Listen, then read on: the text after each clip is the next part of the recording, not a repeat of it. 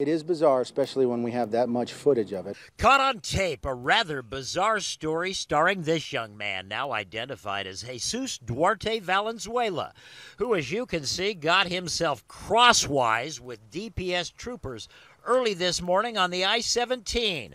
According to DPS, it all started just before 3 a.m.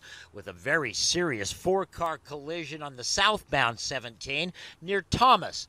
DPS troopers, paramedics, and emergency vehicles responding, closing down the freeway, and that's when Jesus Duarte Valenzuela, for some reason, ignored the barricades and closure and drove his car right up to the crash scene. Red and blue lights everywhere. He drove right up to the investigation. So naturally, one of our troopers challenged him, questioned him. It appears initially that he was cooperating, but he provided false information, specifically a wrong name. And when it wasn't computing and running through NCIC, that individual realized it wasn't going good for him. And then Valenzuela decided to hot-foot it out of there. ADOT cameras picking up much of the action as he sprinted across the freeway down a frontage road right in front of TV trucks.